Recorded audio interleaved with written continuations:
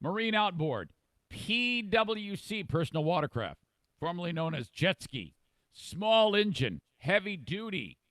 These are the pieces of equipment that, they want you to put their stuff into. By the way, those UTVs, those side-by-sides, oh, God, do they look like fun. I tell you, if I had my way, I'd have a couple of those things up north. You can check out all of the amazing offers that they have and shop online at jmsynthetics.com. Motor oil, engine lubricants, hydraulic oil, compressor oil, fuel additives, transmission fluid, gear lube, bearing and chassis grease. What else?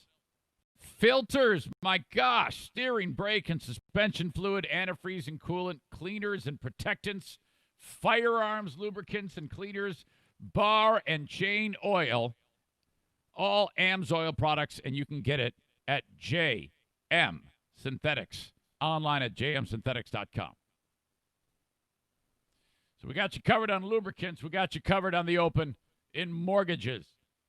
The Mario Flores Lakeshore team of Van Dyke Mortgage, 231-332-6505. Thank you, Mario. Thank you, all the sponsors, for being part of this show. So if you're looking for a refi, you're looking for your first mortgage, just another mortgage, a new mortgage, whatever, mortgage. You get a mortgage. Call upon Mario. Van Dyke Mortgage, they are everywhere, all around the country. But I want you to call upon the Mario Flores Lakeshore team of Van Dyke Mortgage. Can I remember the NMLS number off the top of my head? NMLS number 3530. Damn it. I did it wrong. It's NMLS number 3035. Thought I could do it.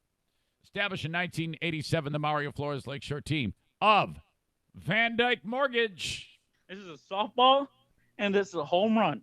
Call it binging. Nice boobs, Kyler. We're getting... Binging. Let's go. Nice job, Connor. Let's go. Let's go. Good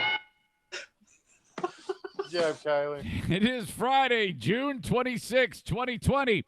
The show comes to you from the Metalworks Body Shop Studio. On your mark, get set, go.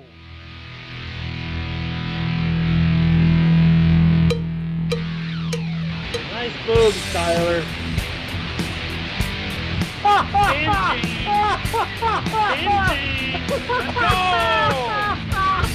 And now, here's a guy who really ought to be saving his breath for his inflatable date. I heard he's It's the most ridiculous thing!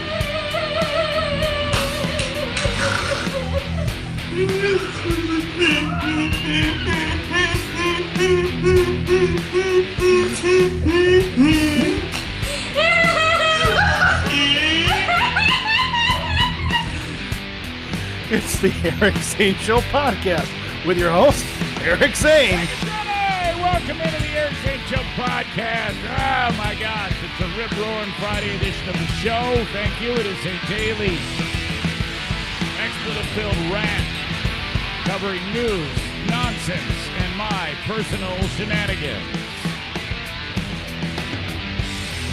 Set up shop about a year and a half ago right here in the Fear Bunker studio.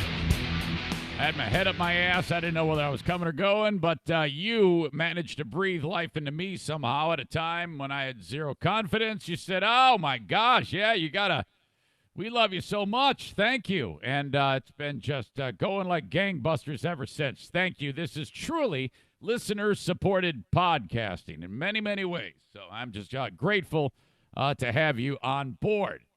Okay. In that clip, Diana laughing her face off. Diana, not a happy camper last night. The alarms were going off in my head that I may be getting into the weeds when I was secretly recording video of the bridal shower in my backyard. We had a mixed group of people here. You know, it was kind of like the young people. This 23-year-old getting married, and all of her friends were here for the bridal shower. And then parents and grandparents from different sides of families, so kind of like a mixed bag of people. And here I am shooting Facebook video from inside of the house, making rude comments. And I ended up deleting the Facebook videos because I got in a shitstorm of trouble when the Queen of the Forest found out that I was recording those and making ridiculous comments. This is embarrassing. 50-year-old man making all sorts of stupid jokes about dildos and running around and hitting people with dildos and giant marital aids and double-ender dildos being swung around, and just I don't know what possesses me when I do that. Why I feel the need. I think some of you laughed at it. I was getting some, oh God, you're so dead. This is just a huge mistake on your part. I'm going to talk more about that in just a second, but let's be very clear here. I am in as much trouble right now.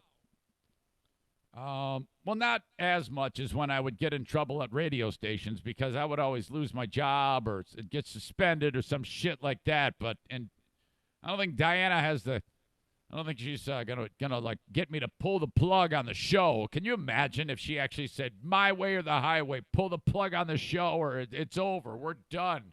I'd be like, "What the fuck? How could this possibly be happening?" But oh man, am I in the doghouse? Ugh. I would tell you that she's going to cut me off sexually, but that isn't the way she operates. It's going to increase now. My God, it's gonna my face is gonna look like a freaking Krispy Kreme donut now, as punishment. Really gonna get out of hand. And she always acts like that's not the case, but it's like, come on, I've got the raw pecker to prove it. So shut up. Are you kidding me? So that's probably going to happen. Ugh. So much to get to on the show. And I feel really good about this show today because there's very little in terms of, the two big dominating stories for the longest time has been race and Rona. And there is some reference to it, but I don't expect much in the way of people getting too pissed off in today's show, because I just want to have fun, Here we are on the precipice of the weekend in Michigan. People are going out to the state parks that are open right now, for now. Ooh. But, so I just kind of want to keep the car on the road as best as I can. But as we've talked about, you got to let the river go. You got to do your thing. Two titans clash in a Sacramento, California convenience store. They're fat-tittied ladies. A black fat-tittied lady being described as female George Foreman, and gigantic-tittied older white lady who says N-word to female George Foreman. White lady has gross saggy titties, and she is reminds me of like Jake the Snake Roberts, former WWE wrestler, but like Jake the Snake Roberts like today. Or you know what? I take that back. She looks like the American Dream Dusty Rhodes. So you got female Dusty Rhodes taking on female George Foreman. These two combatants at a Sacramento, California convenience store. I have audio. I will describe and discuss the combatants and what happened in a bit. A local dude here that's running for state Congress is undercut by his own daughters. I can't believe this story, and I cannot believe. I'm really impressed with the reaction of this father. In fact, I think it's going to work in his favor because of how he's reacting. I'm going to discuss that with you. I've been talking with you for some time about, I don't know if you've seen it, I've posted it, those two videos that were seen of unidentified flying objects screaming over the ocean, and a couple of fighter pilots, American fighter pilots, saw the video. They recorded it, and on I think it was like some type of like infrared or something like that, or night vision. It's really incredible video of an a unidentified flying object. No one knows what it is. They date back to the early 2000s, and not that long ago, just 4 or 5 years ago, very similar in scope and nature, and recently became declassified. And now lawmakers in Washington are getting freaked out about this, about possible alien life form. And talk about if there is something that happens with, whenever, where we have this and it goes a step further, where there's actually a landing of a craft and like life forms, and this is not that out of the question nowadays. When you think about, you might be thinking I'm crazy, but I really do believe this. So if that ever did happen, but you know what? I can't even say that that's that, I don't want to indicate that that's really a possibility. I'm just saying if it were to happen. Can you imagine how much stories like the Rona and the race thing would be pushed to the side, never to be heard from again, if we have aliens and Trump hanging out? I mean, imagine that. Wow.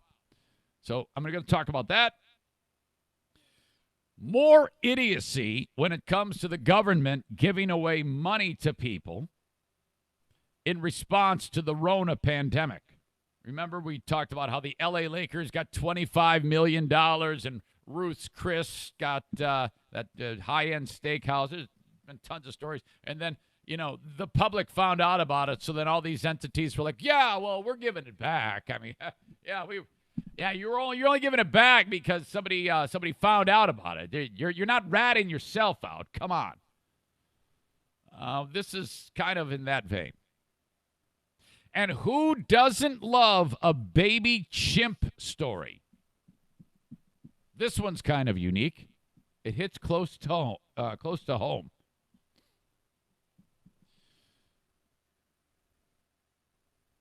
on a second. I just realized I did not load up my sound today.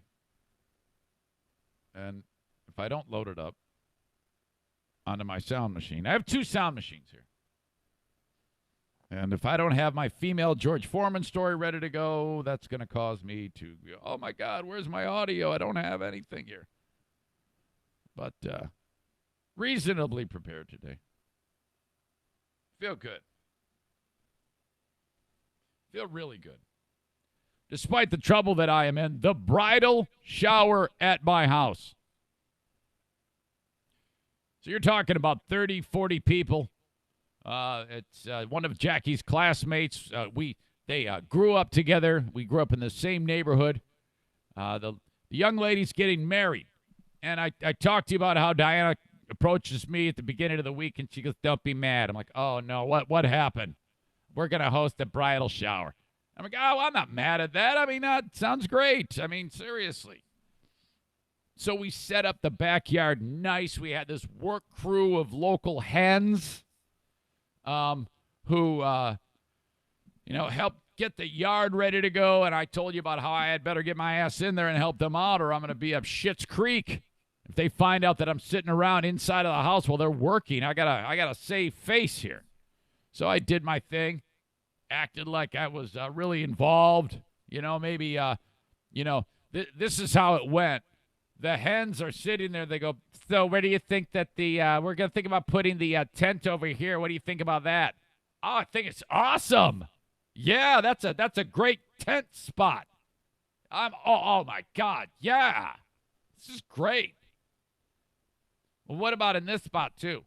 Well, that's awesome too, man. I love that tent spot.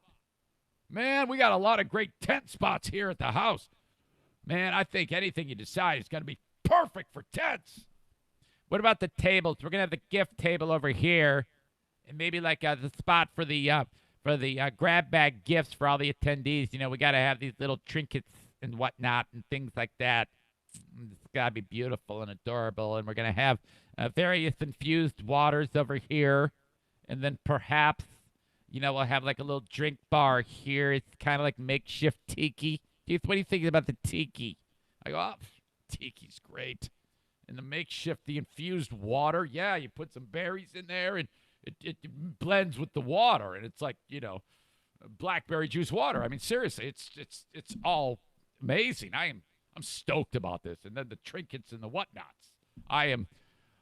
You put a little bow on there, and then you know, I mean, if we could maybe get like a couple of like a groom bear and a bride bear, and like put it at the center of this table thing with some frillies, lace, and I don't know. Yeah, I mean, maybe run this like a little skirt around this table here, and like, oh God, you're just a dream boat to work with. You know, that's why we give you hard eyes. What are you talking about? Well, it's just, you see, you're so involved in these wonderful things. It's like you really show your feminine side. And we're just so pleased with how you handle these things, you know, because most husbands, they sit around and they get fat, and they just sit there and they don't engage. And here you are, you're with us, just setting this thing up. It's just awesome. I'm gonna be very extra gentle when I sit on your face next. Oh, okay. Well, this is great. So, and you know, all the other ladies are sitting there giving me hard eyes. All the other local hens are like, you know, it's too bad we couldn't have more Erics. I mean, if we ever get married again, we hope to one day have a Eric out there. He's just a dreamboat. Oh my God, heart eyes, yes. Oh, it's just spectacular. I feel like I'm a little moist myself just working with him. He's just so involved. So, all right, yeah, I'm like, man, I got this. And then so the party happens, and then I getting closer to party time, and Diana's in the closet, and she goes, and she's holding up this shirt and this pair of shorts, and she goes, oh, this would look good on you. Oh, this is gonna be just, and I got you those new shoes, those new sneakers. They're just pristine. There's not an ounce of grass stains on them. There's not a single smudge on them. So I'm gonna lay this on the bed. And so yeah, I walk in the room, and it's laying on the bed. You got the shorts with the shirt on top of it, and I'm like, what's going on here? Well, you got to look nice for our guests. I mean, Jesus, this is going to be fantastic. So I'm like, well, I'm not really going to be there. Oh, well, yeah, but you got to make an appearance. You got to just kind of work the room like you do. You know how you go in, you charm them? That's how you get hard eyes. Okay. So I put on this little suit, this little zoot suit. I fix my hair. I like put gel in my hair. She goes, would you do that thing where you spike it up? You got to make your hair look like Brian Vander Ark. He's such a handsome dreamboat, and you're like 4 feet shorter than Brian, but that's okay. You're still a dreamboat. Okay, great. So I do my thing, and you know, you got young and old, and all this mixed bag of people, churchy. You got the churchy group over here. The local whores over here, and I shouldn't say that. Just they seem whorish. No, I shouldn't say any of that. I take all that back. There's no whores involved. Pretend I didn't say that. There was no one whorish in any way. I regret saying that. I'm probably going to get my ass in even more trouble now for saying any type of whore type, using whorish nomenclature. Anyway, they know who they are. They're very aggressive sexual women that my wife hangs out with, and that's why I think it rubs off on her. There, I said it. And so you got the sexually frustrated women at one table. That's all of Diana's friends. And Diana's sitting there bragging about how much intense dicking she gets. And then all the church people are over here, and all the young people are over here. It's just, it's beautiful. And here I am in the house, bored out of my freaking mind. And I'm like, well, all right, I'm just going to go I know Diana told me no Facebook Live. I'm going to go Facebook Live and make some rude comments because that's how I roll. So I did that. And then I noticed right away that Jackie noticed I was doing it because she got a notification on her phone. She's a troublemaker too, and she knows. So then I think, well, then Diana's gonna know. So I post that video. Diana's way preoccupied. She doesn't know what's up yet. And then so they're doing all their various bridal shower things, and I go live again. And then the idea was, let's float the idea of me running through there, waving around one of Diana's big, enormous, multicolored, extra thick and veiny dildos, and how ridiculous that would be. Well, that apparently was the straw that broke the camel's back, because after I posted that, she was like tromping through the house. And I could hear her stomping. It sounded like Madison, but it was more Godzilla-like, and she was on a rampage. Eek! Eek! And I'm like, oh boy. And when I posted it, the alarms were going off in my head, like, yeah, it's the same feeling you had when you made whatever comments about whatever on the radio, and then Pussy Russ would call you up and yell at you, and Russ sucked at the radio station. This guy was the worst general manager that I ever had in my life. That idiot. He would always just sit there and cry like a child every time I got in trouble. And I'm like, Russ, put that fire out. Don't worry about it. We're cashing fat checks here at the radio station. Don't fuck anything up. Just go out there and smooth this shit like Catlet used to do. Don't be a pussy all your life, Russ. Go out there and do something productive. That's what you're here for, you pain in the ass puss. And he never would, and I ended up getting fired. That's the way I felt like in this scenario. Diana tromping to the house like Godzilla, and I'm Tokyo. I'm like, uh-oh. Delete it now. I have friends that are going to see that if you sit there and describe it, running through with my dildos. There's a lot of people they're going to see that. They're not going to know what you're capable of. They don't know that. They're just going to see the video, and then you're going to say that shit. They're going to hate me. This is terrible. Delete those immediately. Okay? And then when she approached, she grabbed my titty and squeezed it so hard. My God. I can't believe there's not a huge welt there. And Jackie is kind of like, oh, you're dead. But she's kind of like laughing about the whole thing.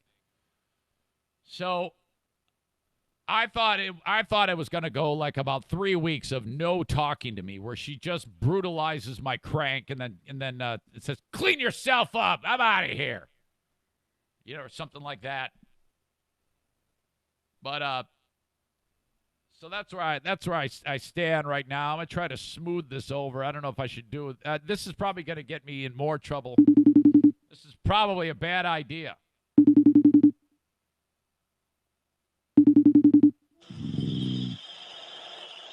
Hey, how are you? Hi. Is that the dog I hear? Yes. You have no idea how loud that is.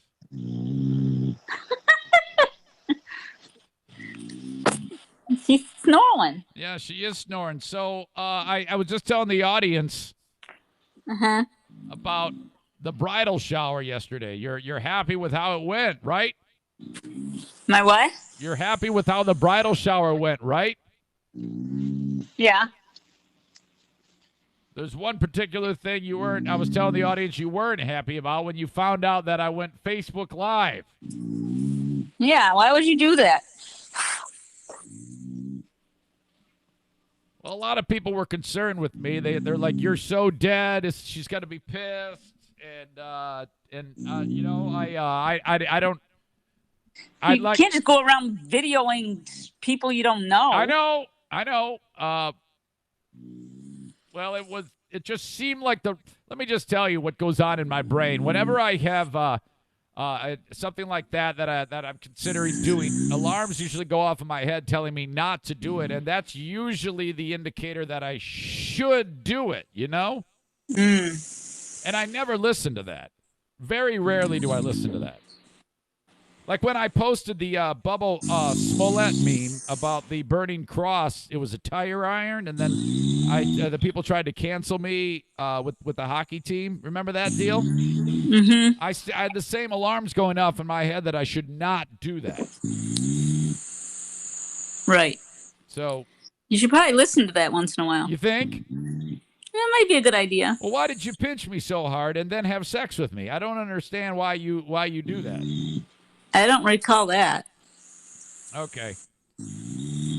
Well, look, I just wanted to see how pissed you were. I get the impression that you're kind of over it because I did delete those. Yeah, I'm over it. All right. It's. Cannot believe how loud that dog snores. I know. You redeemed yourself. Okay, well, I think that you guys did actually a great party. I mean, I as you know, I helped set that up with you, and it was very important to me to get that done. Yeah, you did great. Thank you for that. That input. I know it was very helpful. All right. Yeah. Okay, so I got lots of hard eyes yesterday. I was just telling the audience about that. That was all part of the endeavor. Was hard eyes. I got a lot of hard eyes. You get a lot of hard eyes yesterday at the party? Absolutely. You did? Absolutely. Yep. Especially with the usual suspects that were in the kitchen. Oh yeah. Yep. It was all. Yeah, good. that doesn't surprise me. Yep. All right. Well, it's because they're all single. You know, I mean these women are all single and they're really, really on the prowl. I mean, I feel bad for whatever guy they take home. I mean, I know the adventurous spirit of these women that live in the area. Yeah, they're single and ready to mingle. That's for sure. They are. Except replace the word mingle with screw. Maybe a little of that too. All right, I'll talk to you later. All right, thank you. Have a good day. Yes, thank you. I'll see you in a couple hours. Yeah, you're acting like you're not going to see me. All right, thanks. Bye. Okay, bye. All right, I think she's much. I think she's recovered from that. Thank God. Oh boy. So maybe at some point that video will make another appearance. I think Pellerito might have done his handiwork on that, and that is archive that video somehow. I did not. I was just, delete it. Oh my gosh. The open of the Eric Zane Show podcast. You know what? I don't want to wrap it up right now. I want to read an email first before I go down the road of talking about sponsors. Got a couple emails I want to read to you, and you, as always, can reach out to me. Encouraged to do so, please. It really is cool when I can interact with you as we are live, and it's kind of the only way I have, only method I have of doing it is via email on the live podcast. Send it along, Eric at ericzaneshow.com. A gentleman in St. Cloud, Minnesota, where I have some folks that would listen from back in the day on the radio. Eric writes this. Hey, Zane, good afternoon. He wrote it yesterday. I listened to today's podcast, and as per the old free beer and hot wings days, I felt show code. Remember that? Show code? Obligated to tell a story. Well, thank you. Your story of Diana forgetting her paperwork for transplant blood testing triggered an old memory for me, and I won't go back through the entire saga of that. That was on yesterday's podcast. You can go back in time if you didn't catch that. But just in a nutshell, what was a simple blood draw to determine our blood type and our tissue type for our potential kidney transplant or kidney donation for a person was marred with an issue because Diana didn't bring the necessary paperwork. Eric writes, my wife needed a kidney transplant in early 2010. My goodness. Fast forward. Her sister was approved. The date was set. Everything was ready to go. The actual morning of the transplant, we get to the University of Minnesota Hospital. and my wife forgot her ID and medical insurance cards. Oh my God, how could that possibly happen? Of all the things, that would be the one thing that you can't forget. I dropped her off, and I dropped the sister off, and head back out into rush hour traffic in downtown Minneapolis to get the cards and head back. Only to find out when I got there that they're back in surgery, and the cards, in fact, were unnecessary, so I missed all of it. They were on file. What a mess. The transplant lasted almost 2 years. Oh, that makes me feel bad that your dear wife only had that for 2 years. We went to the Mayo Clinic in Rochester, and we got to the basis of her kidney issues. And in January 2016, had another one, except this time it was a liver/kidney transplant. So that's incredible. And now she's doing great. She's working from home during the COVID pandemic, but healthy. And then he adds, what you and Diana are doing is one of the most selfless things that a person can do. And that's not why we are doing it. We've just been moved into that. And I want to make sure that everybody knows that this is this just seems like a no-brainer to me. And if it seems like what he just described, well, then great. Maybe it'll be used as inspiration for someone else. He writes, being on the side of not knowing if or when a transplant is going to happen is a bitch. Just the fact that you are getting tested helps bring hope to the recipient. By the way, every time I talk about this on the podcast, I share, because, the show is heard on Apple Podcasts, and I click the forward button on it, and I send it via text to my pal who hopefully will get the kidney, and I write, Q in. Yeah, hey, man, Q in to like the 10-minute and 50-second mark, because that's when we start talking about it. And he listens to all of these moments that are discussed on the show, and it's, tell you, man, this guy, he just knowing that what Eric just wrote is absolutely true. Every time he hears some element of this, it's just, hey, maybe this is going to happen. Maybe I will be off of this dialysis machine that I am on 12 hours a day. Eric says it really brings hope to the recipient, and since his wife is the recipient and he, by extension, would receive that hope, I mean, for a period of time, Eric was like, and his wife were like, I wonder if you're gonna live or die. And so that any type of positivity really goes a long way, I imagine. Speaking of transplants, comedian Joey Diaz may need a lung transplant. That does not surprise me. Joey Diaz has not been a picture of health for his life. Dude better slow the roll ripping heaters. That video I posted yesterday of him hot boxing cigarettes. Holy shit. Eric concludes, I could barely listen to the rant with his heavy mouth breathing. Thank you, as always, for making me laugh on the hour drive home every day. Hour drive home, my God. Best of luck with the transplant process. Well, we're not getting it. We're donating it. Sincerely, Eric in St. Cloud, Minnesota. Yeah, living donor isn't for everybody. If you do feel like you are interested in that, by God, let me know. I'll point you in the right direction as to what you need to explore this. We're actually only a month into it, and it's going to take probably, 11, 12 more months before we'll be to the final stages of making that happen, God willing.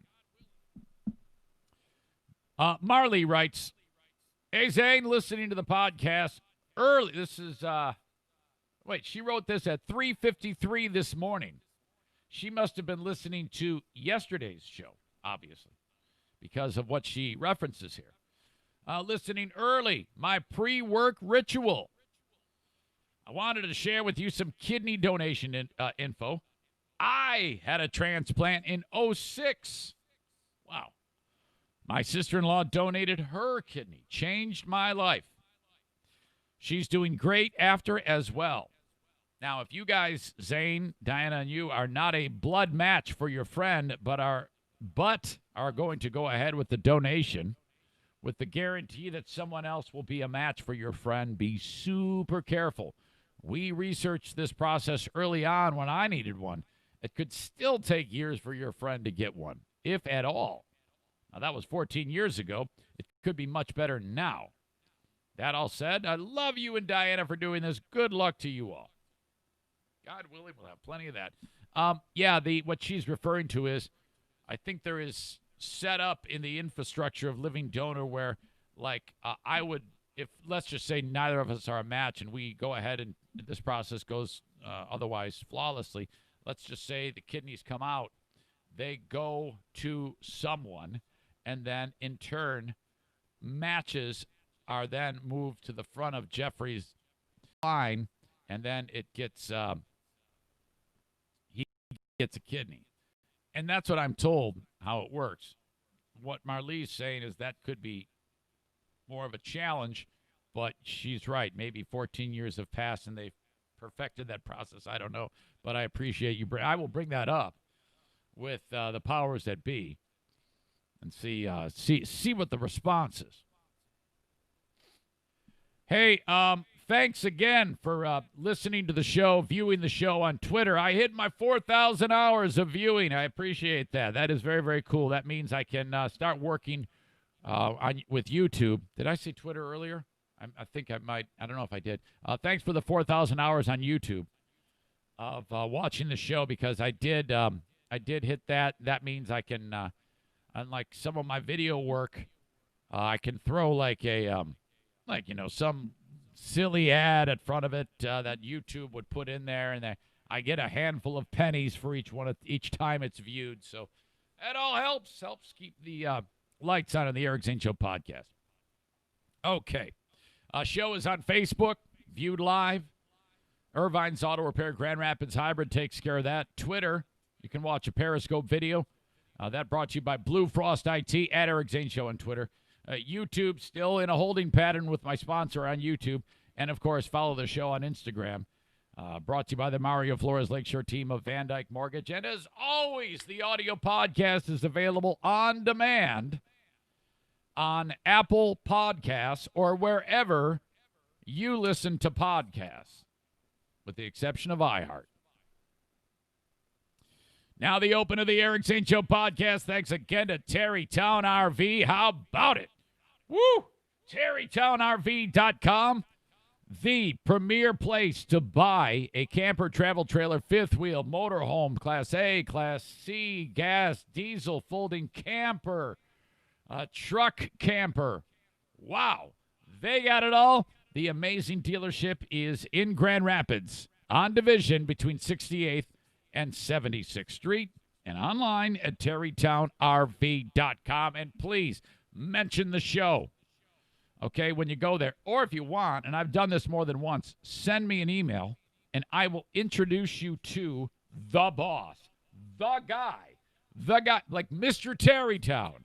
His name is, the guy running the show is Matt Walker there, and I will personally introduce you to him via email. Or if you want, go there and let me know, and I'm going to give you a tour of whatever you want to look at. I would love to do that, because that means I get to look at my favorite thing in the world, and that is RVs. I know it sounds dumb. I mean, people are into weird things. I'm into RVs, okay? It's just my thing. TerrytownRV.com. When you crack it up, which is just a bummer. I've done this. I've actually cracked up my RV before. It wasn't the one I have now. It was the first one I had. And when I worked at GRD, downtown Grand Rapids, the parking lot, which is now where 20 Monroe Live is, that parking lot, it was a parking lot. It had like a gatehouse on it, and you would put your card up to it, and the arm would open, but it was very narrow. And I don't know why I took the RV to work. I have no idea why this happened, but this gate area was no place for anything bigger than a car. And here I am in a 32-foot Class C camper, and I've got no room on either side. And I forced it into the spot. I had the thing for like 2 hours, and I just scratching the shit out of the side, ripping the reflector lights off as it goes by. I'm like, oh no, this is embarrassing. So I parked that rig. Couldn't even barely get it out of there. Almost had to just jump the curb. I did finally get it out of there, but I ripped it all to shit. The place you need to take it if you do that is called Metalworks Body Shop. Metalworks Body Shop in Coopersville, Michigan. If you go to ericzaneshow.com, click on the Metalworks Body Shop logo. Looks like the one just over my shoulder there. And it'll take you right to their website. And you can, I should say it'll take you to their Facebook page. And you can get a look at their work. Okay? The crew over there always working hard. Now, they also work on boats. Can you imagine like that? You get a boat and you rip it all up. Oh, it's a terrible feeling. My God, don't worry. Don't beat yourself up over that, okay? You're trying to do your best and forget the rest, and then things get off the rails. You screw it up. You damage that stuff. You got to take care of it. Get it fixed at Metalworks Body Shop. Make it look as good as new. Remember, Metalworks Body Shop in Coopersville, Michigan. By the way, I'm taking the truck over there after we get the truck tomorrow. We're going to take it over there and say, I need you to fix these rocker panels, which I'm told is the bottom underneath the door there. Those are rocker panels, or it's all ripped up. Looks like shit. But I want this truck to be pristine because it's my dad's. Oh, well, it will be mine. But it's kind of like, I'm like, because he's 86 years old. And I with this truck that we're getting, it's taken on a life of its own because he loves it so much. And he's saying goodbye to it because he has to. And so I'm like, I want this thing to be fantastic. I want him happy so that when he sees it, he's like, oh, my God, you're taking care of my truck. You know, it's like kind of like a big father-son thing going on there. All right.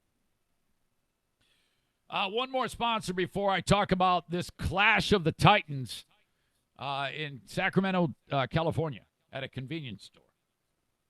Green Clean Technologies cleans data centers of businesses. If your business has, that room behind glass where there's all these rows of servers. Yeah, you got it, but there's not really any moving parts in there, but all the stuff you can't see, all the minute particles in the air, it's going to wreak havoc on those pieces of equipment. So don't let that scenario become compromised as your data centers go, help me, and get all cooked because strangely charged particles are landing on those fans and those circuits and those wires and those things that don't like heat or weird charges surging through them. My God, you're going to screw everything up. The business to call upon for this very selective type of work is Green Clean Technologies. Online at greencleantechnologies.com. And you might be sitting there in a month going, hey, that's the... Oh, okay, yeah. The boss was just asking about something like this. Zane was talking about this on his podcast. What is it again? I don't remember because I don't listen when Zane talks about his sponsors because I'm too much of a dumbass. Oh, yeah, I'll just send him an email. He'll tell me. Green Clean Technologies, 989-560-7272. Okay. Tail of the tape. In this corner, older, racist, white, knit top, tall, big floppy tittied, boy haircutted, obese lady. She is one of the two belligerents in this war. Combatant number 2. Black lady, curvy. She's also, when I say curvy, you know what I'm talking about. I mean, she's not like the first chick it's kind of like all hanging. It's just a big, she looks a lot like Jabba the Hutt, the first chick.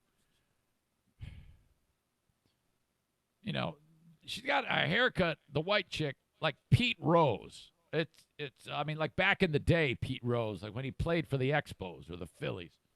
It's kind of like this weirdo bowl cut going on. She got the mask on, this knit top. The top is like the same color as this reddish one I'm wearing now. But her titties are down like by her waist. They're really no bra, and they're just hanging. And like I said, a little older. I'm guessing she's about 50. Nah, I don't want to say that. Well, I think she's 58-ish, but she's not a young 58. She looks like she's been through a lot and hasn't really taken care of herself. The black belligerent is young, also tall, like I said, curvy, but it's in the right spots. She looks like she would be an aggressive lovemaker and physically active, but though physically active and strong, she might sidle up to about 6 bowls of mac and cheese before bedtime, or perhaps a bowl of ice cream, but is otherwise in excellent shape. She's really attractive and pissed. They're both pissed. So she is described as a female George Foreman taking on female current Jake the Snake Roberts. Jake the Snake, female Jake the Snake, is at the cash register. The guy who's waiting on her, going to sell her some cigarettes, he backs out of the shot because he knows it's going down. Female George Foreman is over by the Little Debbies. And she is angry because what I'm understanding happened is female Jake the Snake now said when she walked by female George Foreman, "Excuse me." But she didn't say, "Excuse me." She said, "Excuse me." And that caused female George Foreman to sense, well, you have an attitude, and I'm going to give it right back to you. So they start to jaw. And then it isn't long before female Jake the Snake, floppy-titty Jake the Snake, refers to female George Foreman as the N-word. Female Foreman just continues to jaw with big-titty female Jake the Snake, floppy-titty Jake the Snake. Well, it gets off the rails a little more, and then female Foreman says, "Call me an N-word again. Call me an N-word again." And floppy-tittied does. And that's when female Foreman releases hell onto the face of floppy-tittied Jake the Snake. Hats off to Zaniac Mike Ball, who suggested the name Female Foreman. This is the audio, and you'll be able to see this video. It's ugly. Of these two legendary combatants in this convenience store brawl. Here it is. I'm not married. My husband is right there with his butt ass. I'm 20 Okay, I don't give years. a All I said was, excuse me. watch your mouth. Watch your f***ing mouth. Now, floppy-tittied Jake the Snake, she continues to say, all I said was excuse me, but you know how she said it, and then she eventually said the N-word. Okay. Excuse Okay, me. I said excuse me, and you gotta have a room with me. You gotta have a room with me. All I did was walk past you. That's your All I damn did was walk problem. past you. You start talking about your black husband. I don't give a f***. Now, you got to understand that all the dudes that are in the store, and there's several, they realize they're all outgunned. They have no business even being in the area. So they're kind of like, you remember that scene in The Simpsons where Homer kind of like fades away into like the bushes and he just disappears? They're all doing that. You got the one guy who kind of backs away behind like a natty light display. He disappears. The guy behind the counter, he was just there trying to grab a pack of smokes for floppy titty Jake the Snake. And he's like, oh, fuck, man. And he bails too. So these guys are all doing, this is all established man protocol.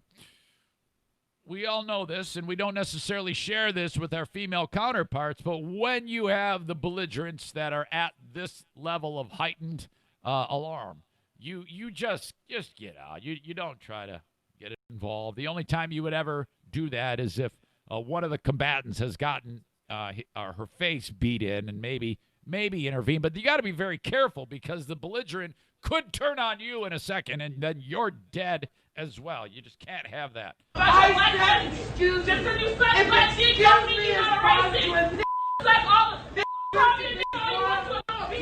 Now, as far as a female fight war of words goes, this is 10 out of 10 because you really can't understand a word they're saying, and that is code, or that is key in the code because you can't understand what they're saying. They have this unbelievable ability, all women, to be able to fight verbally like this and hear at the same time. So this is normal communication between two combatants in the convenience store fight arena. All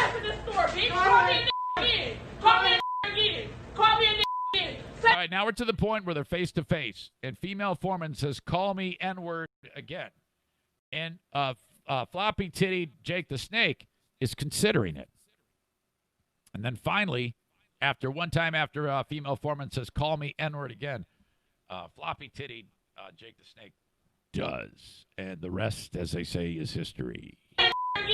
Call me again. Say the word bitch. I'm the right one. Try it. That's what the I thought. Watch your mouth. Excuse me. The wrong I'm the wrong I beat your ass in this motherfucking store. I will beat your ass. Say bitch. There it is. You didn't hear what the I just said, bitch. You didn't hear what the I just said, bitch. Bitch, that's the I'm the right one. Let me go. Let me go. You better let me go. Now she's kicking her ass. Female foreman kicks floppy titted racist ass, and then you hear the one guy go, "No, God, no," and he's in danger right there. Okay, now she got punched in the face several times. Female foreman is not done though because floppy titted goes down and is still hanging on to female foreman's top. So female foreman does the ground and pound, the rare female ground and pound with the hammer punch onto the face and head area of floppy titty Jake the Snake. You better let me go.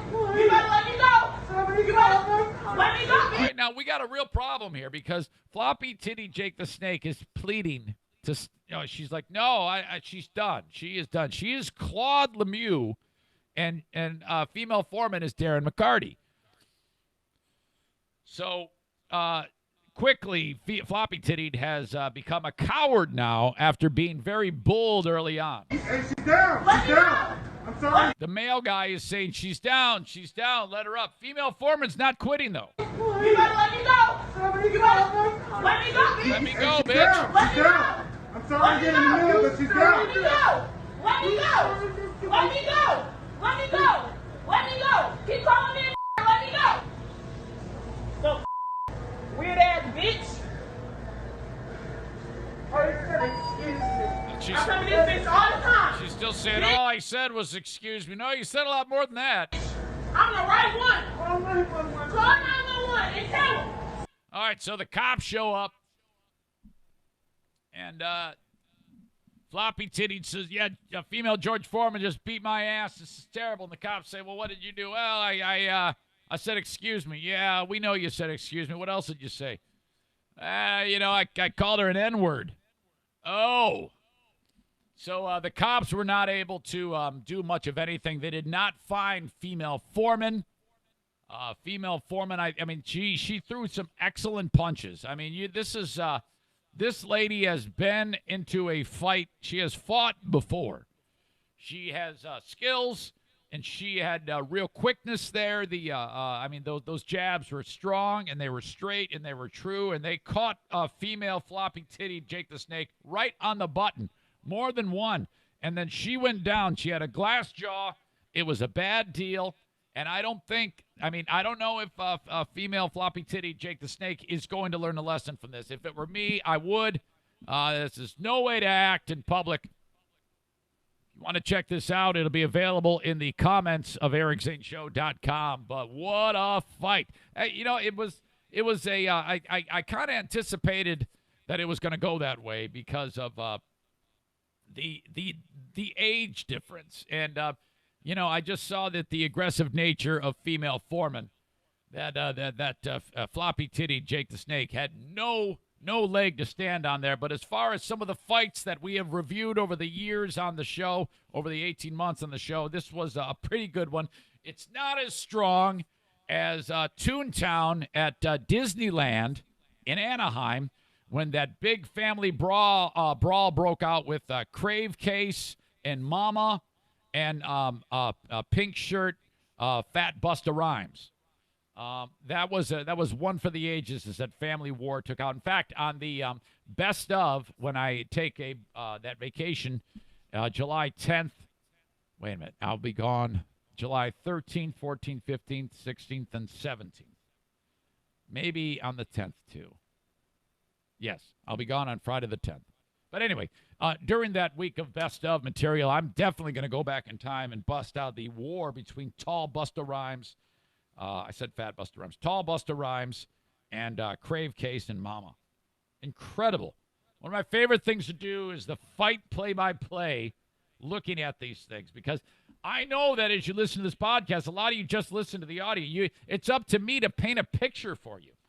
And I'm curious about the pictures that I paint, and then you going back and watching it. Does the picture that I put into your brain match up with what you see? I'm curious about that, because I pride myself as a vivid storyteller and painter of pictures in your brain.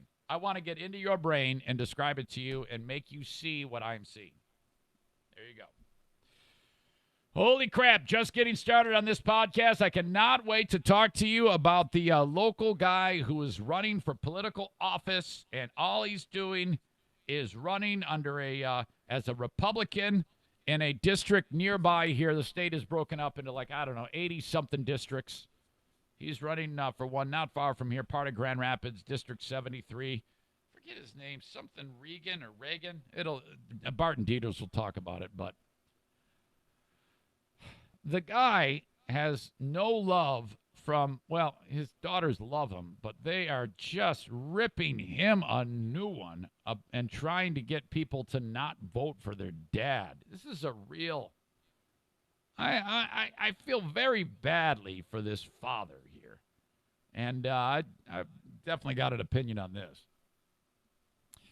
But before we get to that, I want to talk one more story and then get to a couple of sponsors. But I in fact, really wasn't even going to talk about this too much anymore, because I'm just over it. I'm just over Bubba Wallace, Bubba Smollett. I'm just over it all. The picture that was published of the garage showed what looked to me like a noose. And now that flies in the face of what I also saw, and what the report is saying flies in the face of it also, because in the first picture that I saw from back in October showed the picture with the Menards car in there that had a loop on the rope that looked like a noose. And the stall next to it had the same thing. And the investigation by NASCAR, which showed the picture up close of the rope, looked like a noose.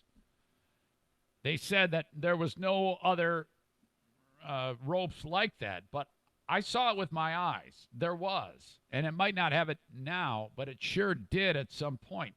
So is this racially charged? I don't know. I have no clue. And I, for one, at this point, this story has gotten so stupid and so strange to me that it's screwed me in the butthole more than once, because I felt really bad for Wallace, and then I was pissed because I felt like it was a publicity stunt. And I was very upset about that. And then I posted that meme, which almost got me canceled. And I don't think that meme was worthy of that, but yet people are such fucking morons that try to end people. I was called on the carpet about that. Fuck you guys, assholes. But this is just incredible. A dude who runs a racetrack in North Carolina is in deep shit because he advertised on Facebook the sale of a Bubba rope. Come on, man. The guy's name is Mike Fulp. F-U-L-P, Fulp. Rhymes with pulp with an F. The owner of 311 Motor Speedway in Stokes County, North Carolina, advertised it for sale on Facebook, according to the Winston-Salem Journal. They took the post down on Thursday. Buy your Bubba rope today for only $9.99 each. They come with a lifetime warranty and work great. Fuck. Come on, man. Can't we get any, in racing they call it clean air, you know? Can we just get some clean air here?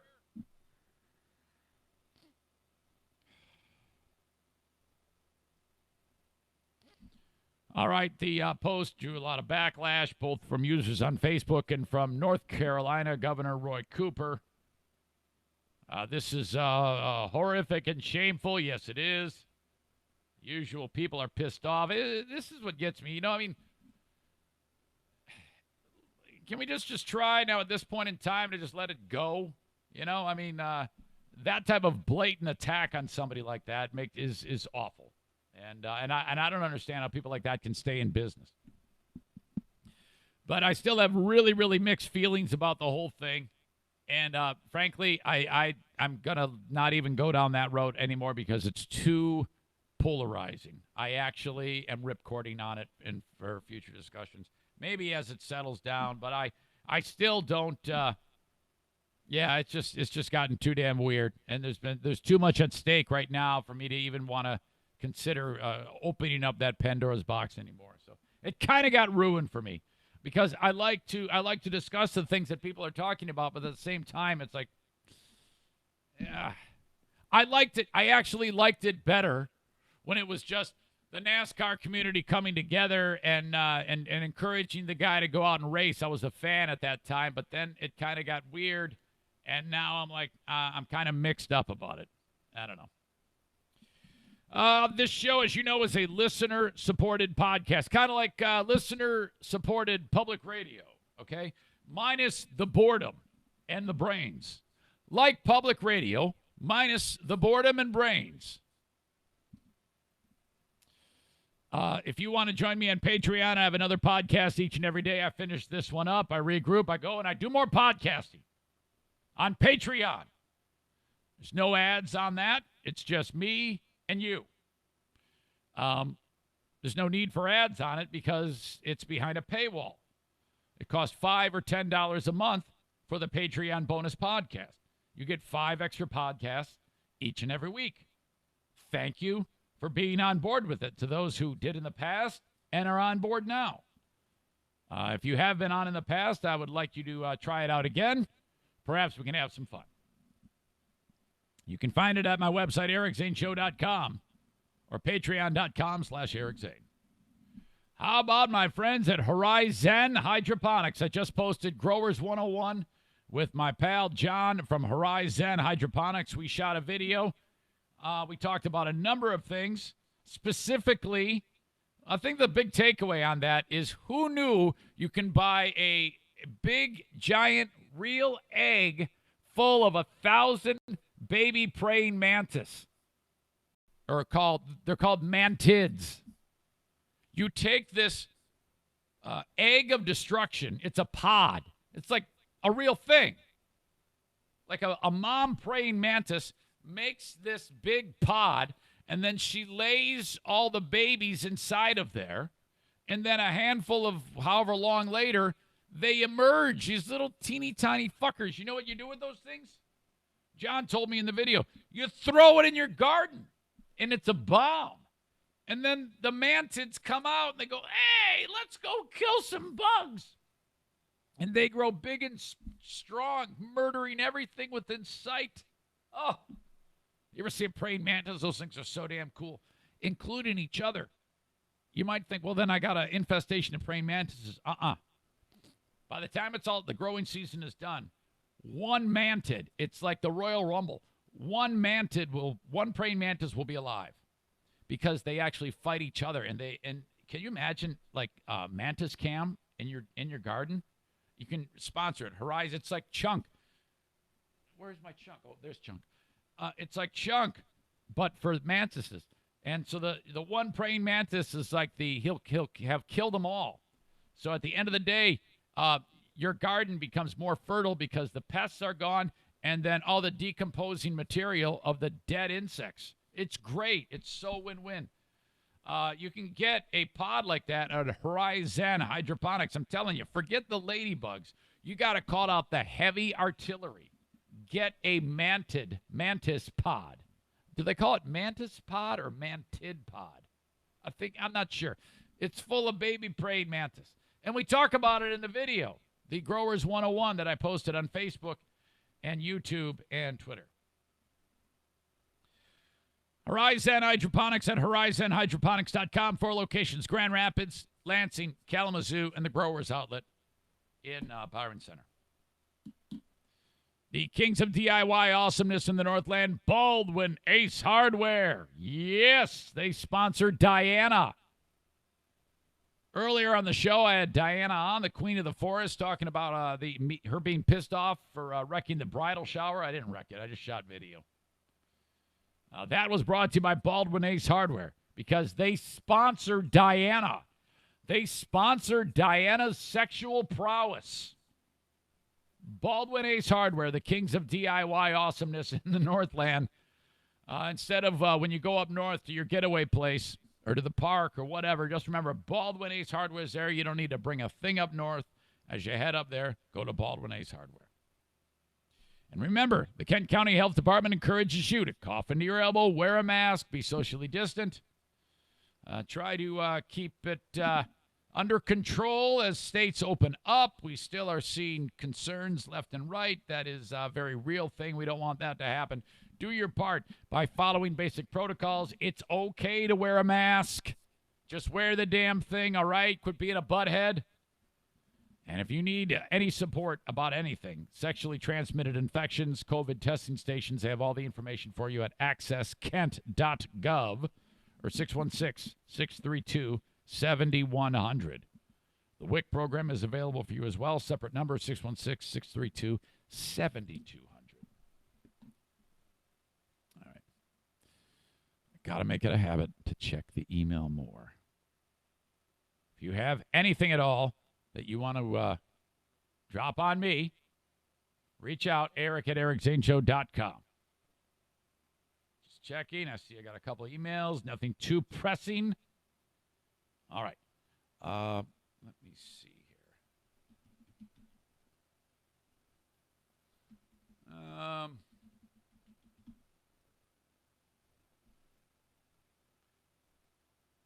right. So this guy is running for state Congress in Michigan. And, he's running under the Republican platform. And when it comes to this dude in particular, he is, he's definitely a Republican who is very much on the Trump train. Now, this ain't about that. It's just about how his daughters are not on the Trump train. He actually has more than one daughter, 2 that are not happy with Dad. And so Dad is running for state Congress to be a representative of this district not far from here, District 73. And he wakes up and sees that his daughters are saying, ladies and gentlemen, whatever you do, do not vote for my dad. It's he's bad. And I'm like, oh, my God, holy crap. My dad, you do not want to vote for my dad. I'm thinking this is going to be incredible. What a story. And so this is all happening. And so now I'm wondering, what the hell is Dad going to do? Well, this is really impressive because this guy's response is pretty great. Listen to this. A state House of Representatives candidate is getting a lot of attention in Michigan and across the country. But it's not his campaign that's generating buzz. Instead, it's the plea from his own children asking people not to vote for him. News 8's Barton Dieters spoke with the candidate. He's in studio control with his story new tonight. O'Brien, with the August primaries only weeks away, candidates are looking for ways to stand out. That includes the State House 73rd District in northern Kent County, where 3 Republicans are looking to cinch the nomination. So seeing opposition attacks on social media is normal, but it doesn't usually come from your own kids. At 52, Robert Regan is making his 3rd attempt at winning the seat in the State House. He is proudly conservative, opposes the policies of Governor Gretchen Whitmer, and believes Black Lives Matter is destructive. Antifa exists as an organization, and he was among a handful of people burning their absentee ballot applications 2 weeks ago. I was asked to lead the West Michigan Trump Republican convoy to Lansing on April 15th just to push back against the governor. His camp. So this guy, he's the leader of the Patriots. I mean, when you see video of the Patriots in Michigan, you know, with all their guns and screaming at the governor or whatever, he's the guy. He's leading the convoy. Campaign social media extols his commitment to family, as well as his coffee mugs and coffee. This is an awesome coffee mug. Your coffee will never taste better. Your tea, it's like you were in London or China. It's an awesome coffee mug. But at least 2 of his 4 children are not drinking what he's brewing. My daughter Stephanie Regan and Natalie Regan, they both sent out tweets, and they both, I think it said something to the effect of, you know, for the love of God, don't vote for my dad. All right, let me actually read you the exact words before we hear back from Robert. By the way, this one has racked up more than 159,000 likes in the past 2 days from Stephanie. I don't feel safe sharing further information, but please look them up and read for yourself. So I'm thinking to myself, if you look them up, it's going to be like on a sex offender. The way she described it, I pictured dude like, you know, on a sex offender website, or, you know, drowning a puppy, or, you know, pushing an old lady down the steps. Nah, it's just pretty run-of-the-mill, typical Republican, frankly. If you're in Michigan and 18 plus, please, for the love of God, do not vote for my dad for state representative. Tell everyone. Oh, no. It is now up to almost 200,000 likes and 32,000 retweets. This thing is absolutely gone viral. I've had newspapers in D.C. He sounds happy. I think this is going to work out for did I say Robert? Yes, Robert Regan. He sounds like he's happy that it's all going down. 100,000 likes and 32,000 retweets. This thing has absolutely gone viral. I've had newspapers in D.C. contact me, Mears and Lansing. He says he's heard from some nationally known political news sources, as well as some conservative talk shows. Did it hurt me, seeing that tweet? Of course it did. I'm the father, I'm human.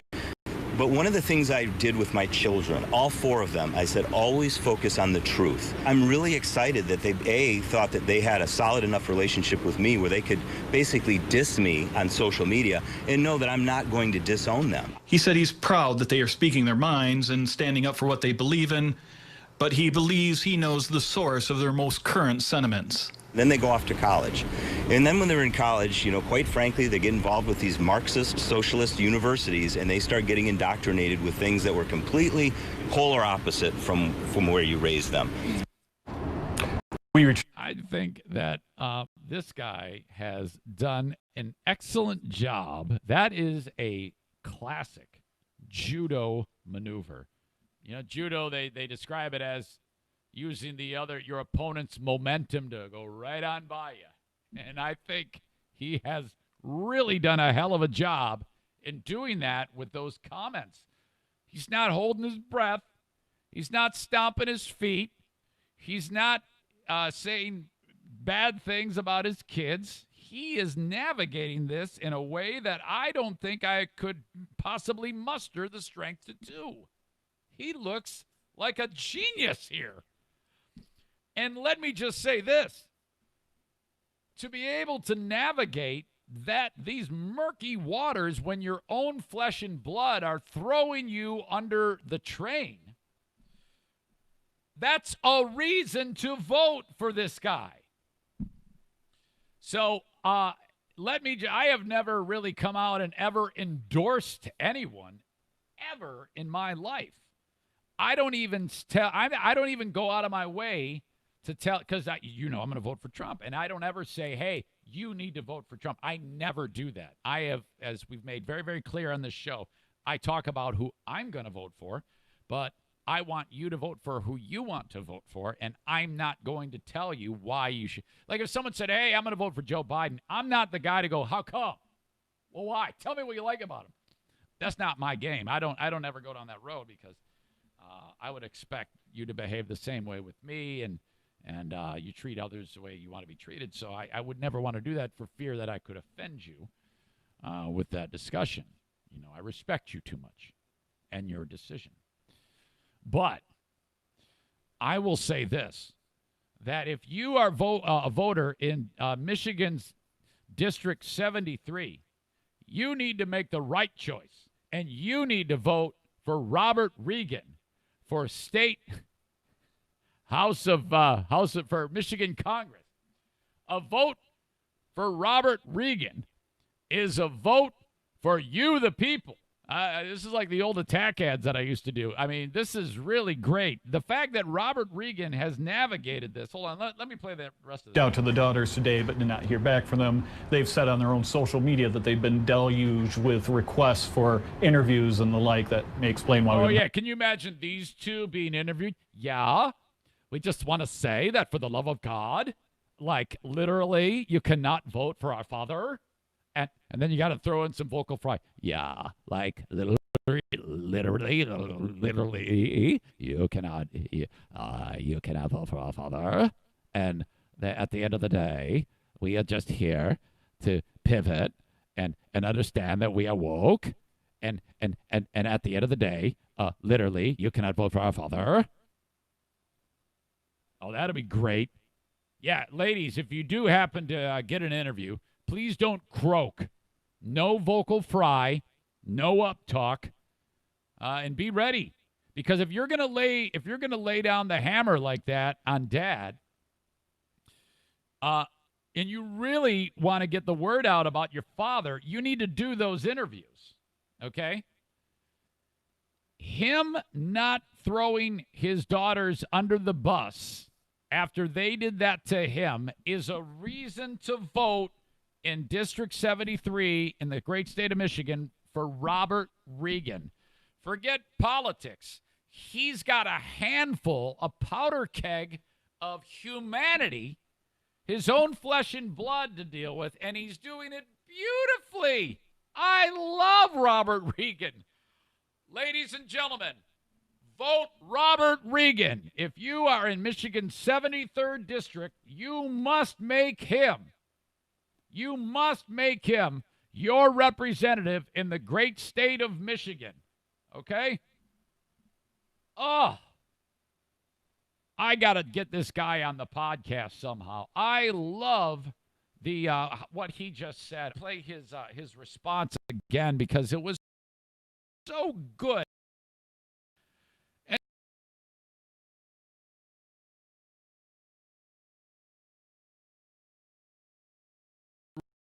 Robert Regan is the guy that's got to say something.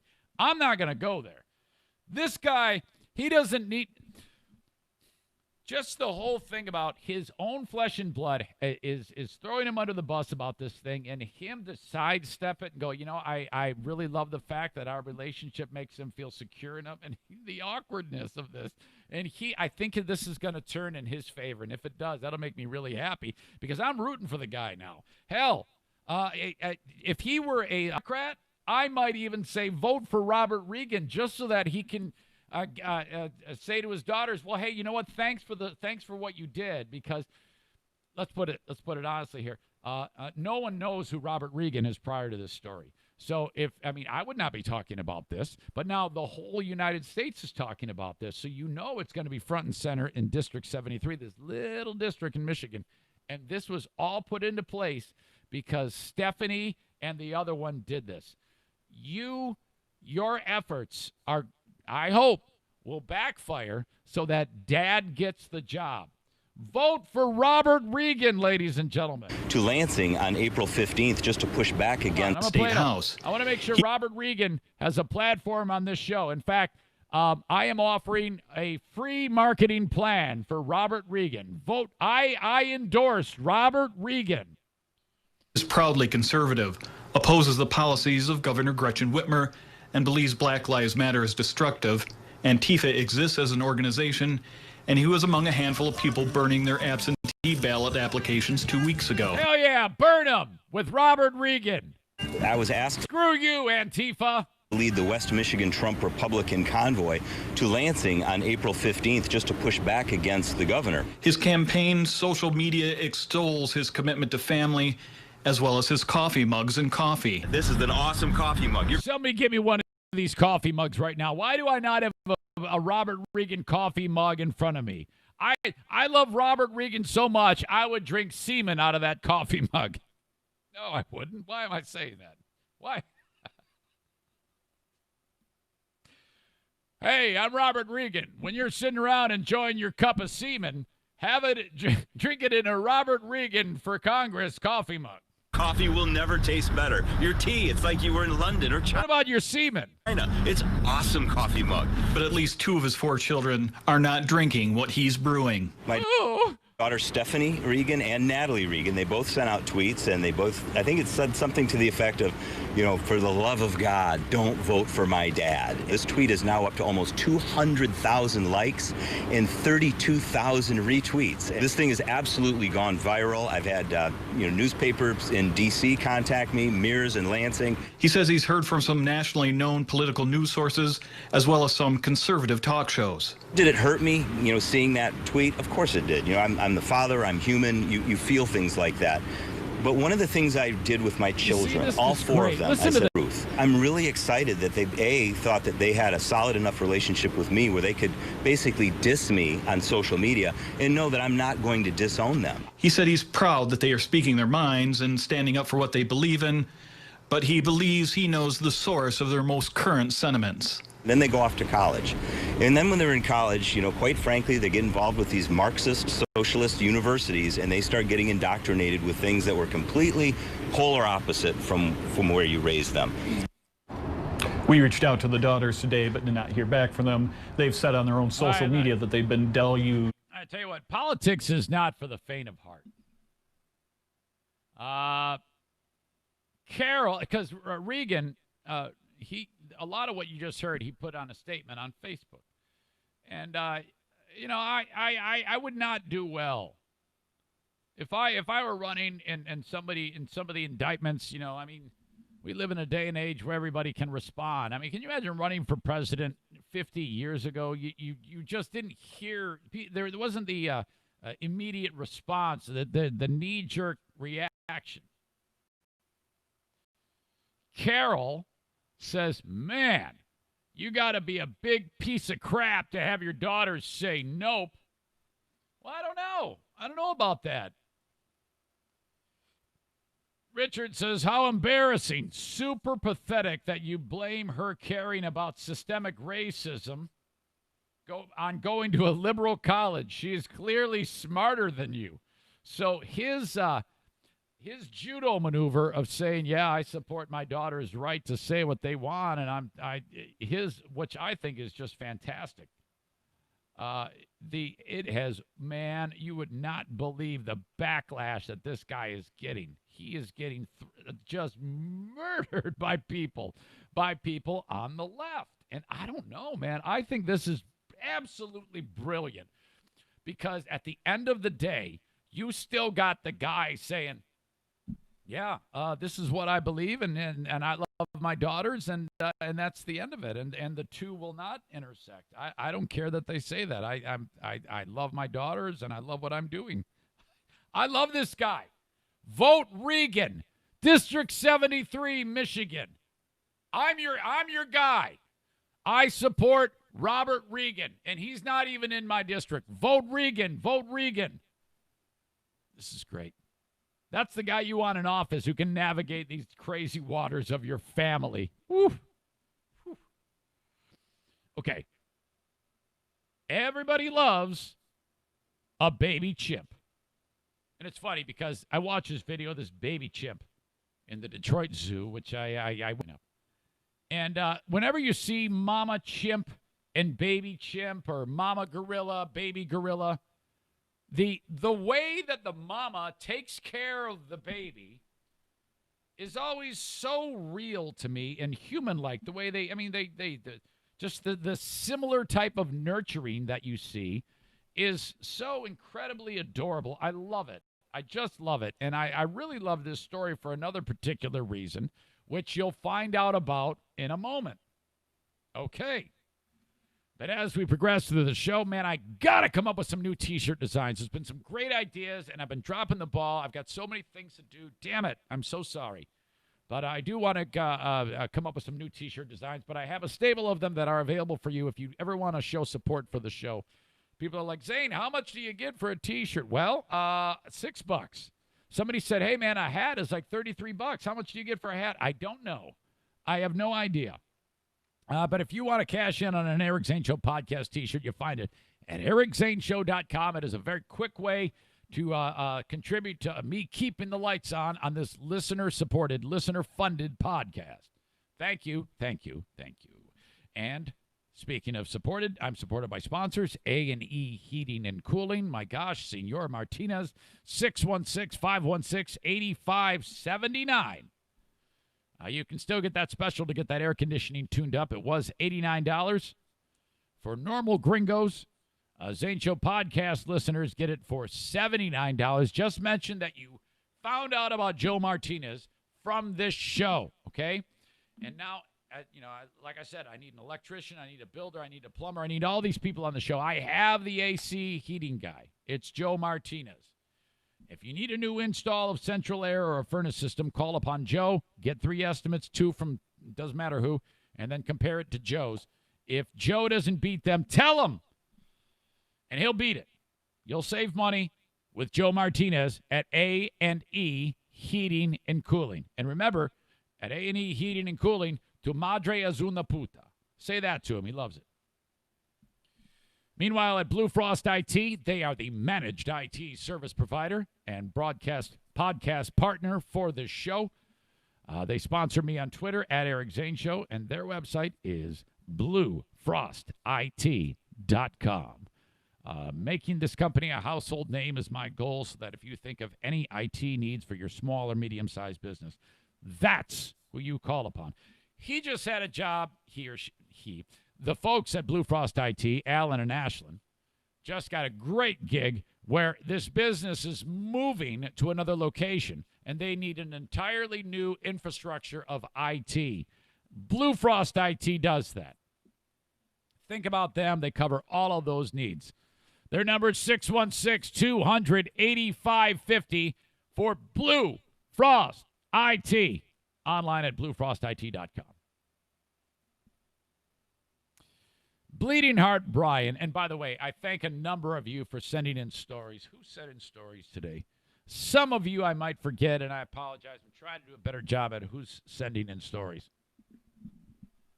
Eric Blommer's email. Marlee sent the email via direct message. Mike Ball on female George Foreman, and he actually called her female George Foreman. I stole that from Mike. More than one of you sent in the video about Robert Regan.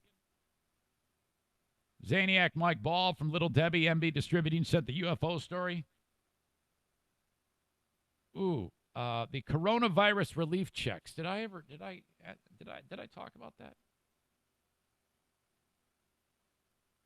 Yeah, I did. All right. What I'll do is I'll talk about Baby Chimp here, and then the coronavirus relief checks. That was sent along by Zaniac Kevin. Let me make sure I got that here. Kevin. Aha. Sorry, one-man show. This happens from time to time. All right. I don't think, though, that Bleeding Heart Brian really read the body of this story about this baby chimp at the Detroit Zoo. Because if he would have read the body of the story, he would have made a reference to it when he sent it along. You'll know what I mean when I get to it. Let me just say, this little chimp, seriously, you might have one of the most adorable creatures that walks the planet. And it's hard to believe that at some point that thing's going to be stronger than like 10 guys. And if you look at it sideways, it might smile at you and just rip your dick right off your body.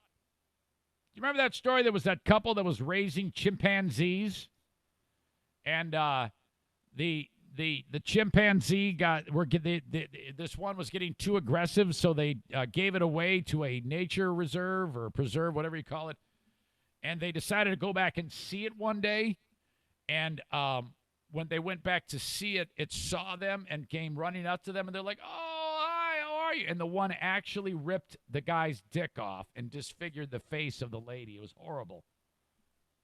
True story. I got to find that and link it up. I'll add it here.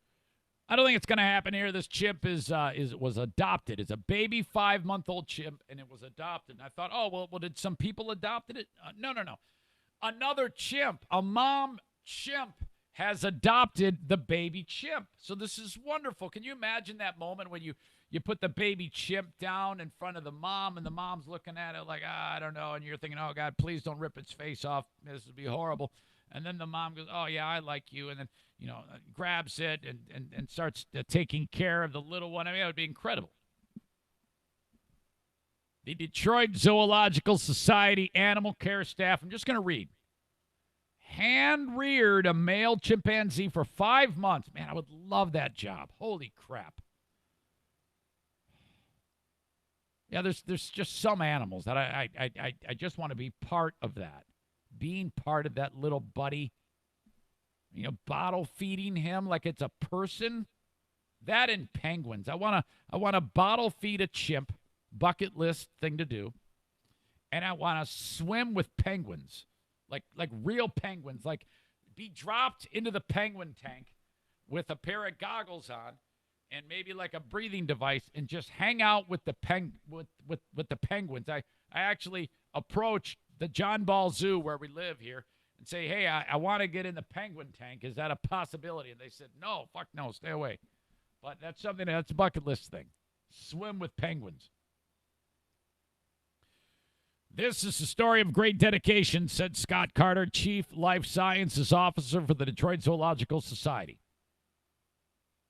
Nights, weekends, and through a pandemic, Detroit Zoo primate staff cared for the baby chimpanzee around the clock.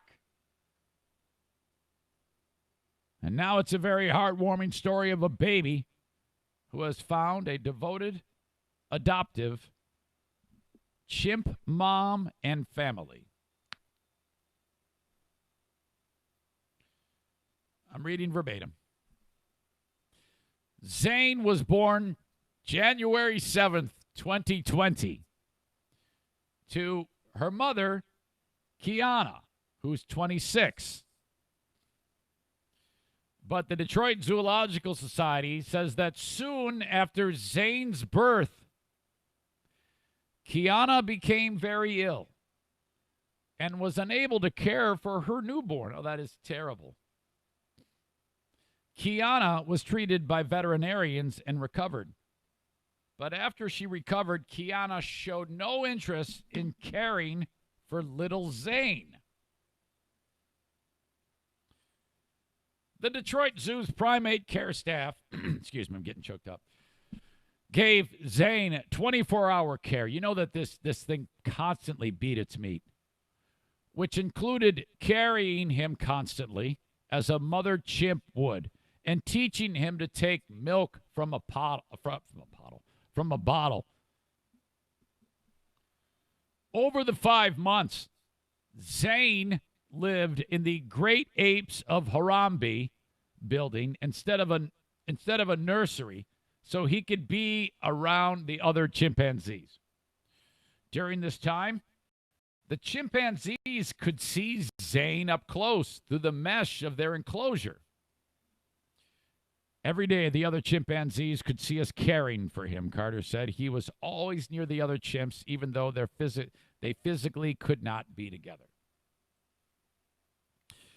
To prepare Zane for life with other chimpanzees, Detroit Zoological Society planned a process that involved observing potential surrogate moms in the Detroit Zoo's 11-member chimpanzee troop and their responses to Zane.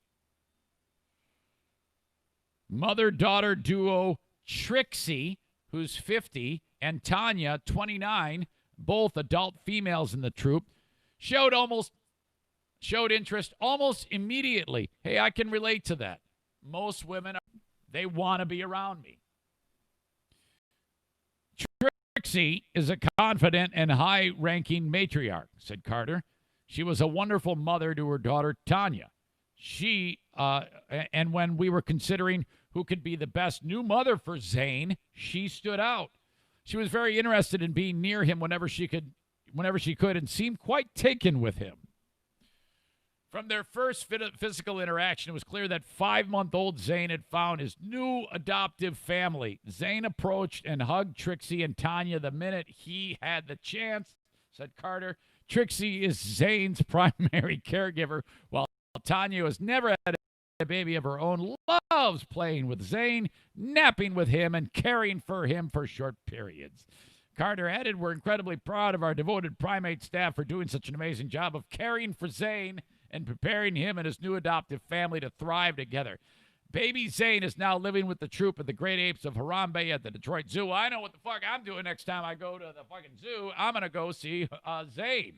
Can you imagine if the person who runs the primate exhibit, they're like, hey, wow, 5 months ago, wow, this is a new one. And there's like somebody who somehow got turned on to the show and it's like, hey, who I listen to is constantly talking about beating his meat. And he gets like a condition where he's scratching his cock and his ball meat all the time. And he's just an asshole and he does stupid shit and he's always fucking shit up. This it goes hand in hand with this animal. It's constantly pounding his pud. And this animal seems to have better manners, though. Perhaps we'll just take the name and call the animal Zane, even though this chimp is much more refined and better for the world than the guy whose podcast I listen to. Congrats to everybody at the zoo and good job taking care of baby Zane. I gotta go there, and then I can get like a selfie of me. We can call on like Countryside Tours. I can make them a sponsor. We can all go see my monkey counterpart. Yes, this is fantastic. So happy. Zane, you don't hear a lot of names, Zane, and that's not my first. Well, it's not my name in any way, shape, or form. In fact, truth be told, when people close to me call me that, I get pissed. Like if a family member calls me that, I'm like, fuck, do not. If my daughter calls me that, I go, Jacqueline, that is not my name. I'm dad. You can call me idiot more than you can. For some reason, that really bothers me. Listeners and friends, my friends who were listeners before they were friends, like, for example, like Boring Dean, and people who I'm very close to, more than just on a listener's level. And by the way, anybody who I've interacted with on any of these videos or things like that, you're all in that friend type of thing. It's more than just a listener, but some of you are more in the background. So I don't have a relationship with you on that level, but hell, I give out my cell phone number to these people on a regular basis, and it's awesome. I have this awesome stable of friends from the show. So you calling me Zane is cool. That's fine, because that's how we met. But like my daughter, who I didn't meet her through the radio show, I met through, her being my daughter. That is crazy to me. I can't handle it. Like my sweet neighbor Brian over here, who I love so much. When he goes, Mr. Zane, I'm like, come on, man. You can't. That's just not right. Call me Eric. But yeah, my point is that's not a name you just don't hear that often. Of it being a first name, Zane. Story of how I got that damn name, because that's not my real name. My real last name is Zaitunian. It's an Armenian name. And everybody knows that because I've talked about it. But Zane happened because I was riding to my first day on the job at WKQZ. That's where I used to be the board operator for Metal Shop. First day on the air there. Nervous as hell, working midnight to 6 a.m. Rick Ellis has just finished the night show on Friday night. It's going to go segue into Saturday morning. Play the legal ID. Play 2 songs. Sweep on through. Just a quick 8-second. You're listening to Z93 KQZ. Here's Ugly Kid Joe. That's what you do. Driving into the radio station from Mount Pleasant to Midland. Taking M20 eastward. Get on to Gordonville Road. What am I going to call myself? I can't call myself Eric Zaitunian. At the time, I was into lifting weights all the time, and I was really impressed with the awesome physique of Frank Zane. Hey, Frank Zane. Eric Zane. That's right. Of course, Mr. 10 would be named after one of the most prolific male bodybuilders of all time. He injected his body to get that awesome physique. It was either that or Platts. Eric Platts. But that sounded too much like the beer Blatz. Look these guys up. Frank Zane. Tom Platts. That's what I was considering. That's where the name comes from. All right. I'm going to send out a Facebook invite. An event announcement, and you can do the old not interested coming, whatever. For July 29th, that's a Wednesday night, 7 p.m., TC Paintball War number 8, the COVID Uprising. We'll be playing paintball outdoors, and I want you there. $35, get you the paint, get you the mask, get you the gun, get you the field time, get you the good times, shooting me in the paintball war. All right?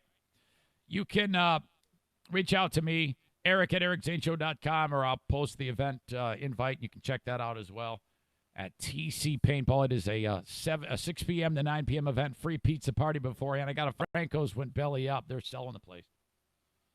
And then we're going to follow it up the next month on Wednesday, August 19th for a second and third shifter party, 11 a.m. to 2 p.m. at TC Paintball for TC Paintball War number 9, the Dog Days of Paint. My God. Gotta love TC Paintball. Got the Little League tonight going on at TC Paintball. More information, go to tcpaintballgr.com. And for everything you need to book a party, it's at TC Paintball. They are open. They have all the safety precautions in place. Great business. Awesome folks making it through the pandemic. Thank you, TC Paintball. How about the sponsors of Bruce and O'Neill? Irvine's Auto Repair Grand Rapids Hybrid. It won't be long till it's cold enough in this room, a handful of months from now, where I'm going to have those 2 dogs back in here. Diana's going to be back at school. Things are going to be back to normal. I'll have my puppy dogs, and they will have on their sweatshirts that say Irvine's Auto Repair and Grand Rapids Hybrid. They bring you Bruce and O'Neill. They bring you the Facebook page. And if you have a domestic, Asian, or European car, take it to Irvine's in West Michigan. You see, you got an AC guy, you got a heating guy, you got car people, you got entertainment. You got it all in the podcast. Irvine's Auto Repair, Grand Rapids Hybrid. Please take your car there because you pump life into that business, which in turn pumps life into me. Pump me hard with life. Don't take my word for it. Go to their website, irvines.com. Read their Google reviews. These are just people who they've serviced in the past who are like, man, we love Irvines. You have a mechanic that you can trust. It's Irvine. That's the number one thing with people who are engaging mechanics. I don't know these people. Can I trust them? Are they screwing me? No. Trust me. They are not. They are the best veteran, female, family-owned. The lady owner, Jamie, who owns 51%, is an Air Force veteran, great ass kicker, an amazing mother, and the wife of her amazing husband, Eric, who is 49% owner and the top tech and one of the top techs in the entire area. All great there at Irvine's Auto Repair, Grand Rapids Hybrid. And how about that daughter? How about that Jamie? Damn it. How about that Megan? I'm in the weeds. Sorry, Megan. You and your mother look so much alike. I'm a dumbass. Sorry. Anyway, call upon Irvine's Auto Repair, Grand Rapids Hybrid. All right. This last bit on the show, I understand that some of you are like, I don't believe this shit, Zane. I just don't. I just don't believe in aliens. Well, I do. And leading up to in recent years, probably like 10, 15 years ago, I could probably tell that I didn't, or I don't know. But with the progress that has been made since we, some time ago, launched space telescopes, which sees into the world, it sees into the universe to a level that we could only dream about before. We have very clear pictures that there is so many interstellar, galaxy-wide, universe-wide, heavenly bodies out there. The sheer numbers of potential places where that could be life, that could be as advanced or almost as advanced or way more advanced than us, is limitless. Go ahead and take a look. Do a Google search on this. Hubble, Hubble. Let me double check, make sure it's... I'll link it up. Hubble, Hubble, deep field. What you see there on images, it looks like a picture of a bunch of stars. Now, the very famous Hubble Deep Field image is an area of sky, if you're here on Earth, and you hold up your thumb, okay? The amount of sky that your thumb covers is about the equivalent of vast universe that the Hubble covered in the photograph known as the Hubble Deep Field photograph. Think about that. Of all of the sky, your thumb only covers so much. That's what Hubble covered comparatively when it took this great photo of a bunch of stars. But it's not stars. You might notice, well, some are blue, some are red, some look more of like a bright smudge. Some are like round and some are like a diamond. What am I looking at there? Well, every bit of light you see on the Hubble Deep Field image is a galaxy.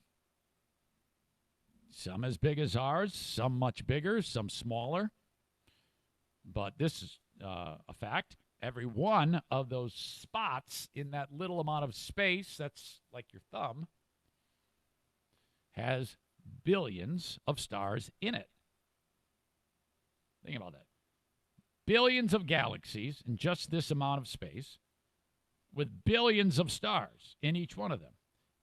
And each one of those stars has billions of planets around it. So we're looking at a number that's almost not able to be calculated. It's so big, of potential places that could have alien life. Gives you a great idea of what we don't know is out there, but it gives you at least some perspective onto the numbers that we're talking about. So it would come as no surprise to me if at some point we have contact, because who knows how advanced they are. And what I see by the video that was taken by these Air Force pilots, I would see that that alien life form does, in fact, because I do believe that this is alien craft that was shot, that the video that I have here. And I know you might think that sounds crazy because I'm talking about it so matter-of-factly, but that's what I believe. I believe that aliens have been here. I believe that they're here right now. Hell, you can walk through fucking Cedar Springs and Borculo and Dorr and see some of these people that live there, and you know for a fact that those are aliens. because there's no way in hell a normal person, even with fetal alcohol syndrome, should have eyes spaced that far apart. Those are aliens. I don't care what you tell me they are. They can probably fly these crafts like you wouldn't believe.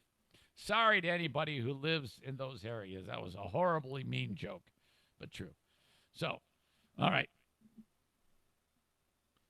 In 04, Air Force pilots see this thing flying at a high rate of speed. And then it stops in an instant, and it changes direction, goes up, down, left, right, defying all physics. If there was any people inside of that were, first of all, there's no crafts that can fly that way. It would kill you if you change direction that quickly. There's no, exhaust coming out of the damn thing. They have no idea how it's flying. All right? This does kind of add up with that. I forget the guy's name. He was a guest on Rogan's show. I'd have to look it up. I'll link it up. As usual, I find out about these things in my brain after the fact. I'll link it up. Rogan's interview with some dude who claims to have worked on these crafts, and that was probably the best episode of Rogan ever. It was absolutely the only episode of Rogan I've ever listened from beginning to end. I was so intrigued by that. It was incredible. So that was seen. And then it was seen again years later. This very similar flight pattern. And in the video, the pilots are like, what is going on? What are we seeing? Look at that thing. Oh, my God. Jesus. What are we going to do? This is an alien. Should we shoot it down? No, don't do that. It'll shoot us with a fucking Death Star. No, this is crazy. So this all happens. Well, the information is kind of tucked away. We can't let anybody see this shit. Well, it leaks. It leaks out. What's that guy's name from Blink 182? Tom DeLonge, I think his name is. He's changed his career path. He was with that band, and now he's started this thing called the To the Stars Academy, which is kind of like a group that explores these things. And he's been really, really prolific in trying to get the word out about this, but nobody believes him because it's him, and it's the To the Stars Academy. So, nobody believes this shit. But as time passed, more and more people believe it, and then now more and more people are speaking out about it, and now lawmakers are hearing about this, and they're getting freaked out. So why this isn't more of a big news thing, I will never know, because to me, this is 1 billion times more interesting than whether some NASCAR driver got his feelings hurt because of a rope that could be a noose, and it looks like a noose, but it's been there a while, and then everybody hugs him. If there's aliens out there, and the lawmakers are getting scared shitless, and everybody's freaking out about it now, that should be the news story. The Today Show should start every day with this story. On Tuesday of this week, the Senate Intelligence Committee made the unusual request to ask the Pentagon for a detailed, unclassified report on unidentified aerial phenomena. That's what they call them now. They call them UAPs, not UFOs. They don't call them UFOs anymore. That many believe may be from another planet. This is an actual story that it was published. It is Fox News, and I know some are like, Fox News, but this has nothing to do with politics. It has to do with the fact that these guys watch this shit in the Senate Intelligence Committee. They go, well, what is it? They go, no one knows. We don't know what it is. And like, well, what the fuck are we going to do? I don't know. One expert thinks this may stem from lawmakers being very disturbed by what they heard. I welcome this long overdue development. Nick Pope is a former employee and UFO investigator for Britain's Ministry of Defense. He said in an email to Fox News that suggests that those senators who received the classified briefing on UFOs were disturbed by it and aren't satisfied with the current Department of Defense position, as in simply stating that the mystery objects encountered by the pilots, we don't know what they are. In his report attached to the 2020-2021 Senate Intelligence Authorization Act, Marco Rubio, Florida senator, acting chairman, instructed the Director of National Intelligence, the Secretary of Defense, and other agency heads to compile more data. We need more data. Part of me wishes that they'd have, like, fired a Tomahawk missile at this thing just to see what it could do. Can you imagine if we actually have video of, like, a Will Smith versus aliens dogfight? Ah! Start like a War of the Worlds. I wonder if that was actually even floated out there in this video. You gotta see these videos. It's all included in this link that I'll post on in the news of ericzaneshow.com. If you have never seen this video, it's incredible to hear the pilots go, "What is that? I don't know. I have no idea what it is. Look at that thing. Oh my God." The committee remains concerned that there is no unified, comprehensive process within the federal government for collecting and analyzing intelligence on unidentified aerial phenomena, despite the potential threat. They're referring to it as a potential threat. If we live in a day and an age when we're talking about something that is seen that no one knows what it is as a potential threat, that's freaking me out. The committee understands that the relevant intelligence may be sensitive. Nevertheless, the committee finds that the information sharing, the coordination across the intelligence community has been inconsistent, and this issue has lacked attention from senior leaders. So they're basically saying, well, come on, let's do something about it. The Pentagon officially released the videos in April of the UFOs, known as FLIR-1, Flyer 1, also known as Gimbal, and known as Go Fast, previously captured by the Navy pilots. The footage had circulated in the public for years, but it was all like in the underbelly of like the internet, and nobody believed it. They thought it was fake. But now, no, our own government has said, no, it's not fake. It's real, and we don't know what the fuck it is. What? Well, get on it. Quit worrying about all this other shit. Let's get a fucking missile defense plan in place. We got to worry more about asteroids. We got to worry more about ET blowing us up. And not only that, we got to have like Close Encounters, doon, doon, doon, doon, doon, that whole fucking peace thing. So that, when they show up, we can like have some type of communication, and maybe they can take us out and fly us off into the black hole. This is not far-fetched. Bullshit. I don't want to hear it. This is not as far-fetched as you might think. Can you imagine if an alien race figures out a way to interstellar travel, and then we're going through the library with McConaughey pushing the books and shit? Yes! Oh! It'd be so fantastic. Maybe I'm getting a little too worked up about it, but this stuff excites me. You got to get excited about something, I get excited about causing trouble, making fun of Joel's pants, getting in trouble with Diana's bridal shower, trying to escape her sexual deviancy, and talking about this. After the videos were released publicly, the head of TTSA and former, that's To the Stars Academy. Wait, hold on. Let me back up. They were originally released to the New York Times to expose them, and to the Stars Academy of Arts and Science. Pope noted the term unidentified aerial phenomenon was first adopted at the MOD in the 1990s as part of a rebranding. Tom DeLonge said, I've been talking about this forever, man. I've been playing stupid, whiny music and talking about aliens the whole damn time. First video, November 2004. Shot by the F-18's gun camera. Second video, shot January 25th, 2015. Craft looks the same. Shows aerial vehicles with pilots commenting on how weird it is. Third video, also January 21, 2015. Unclear whether the third video was the same object or a different one.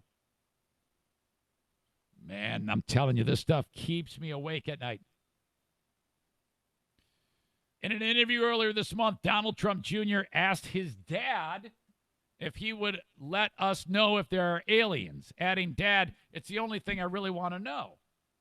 And if he would ever open up Roswell and let us know what's going on there. Trump says, so many people ask me that question. And then, in my best Trump voice, I'll read you the quote. There are millions and millions of people that want to go there, that want to see it. I'm not going to do that anymore.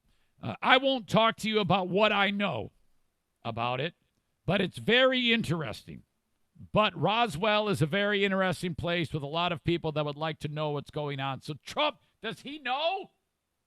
How do these presidents keep all this shit under wraps if that's the case? You'd think one of them would flip out and say something. Like if Jimmy Carter's, one breath away from getting KO'd, it'll probably be about 140 when that happens. The day before, he probably raised a Habitat for Humanity house. I want Jimmy Carter saying, by the way, man, head over to Hangar B in Roswell. They're in there hanging out. They've been there forever.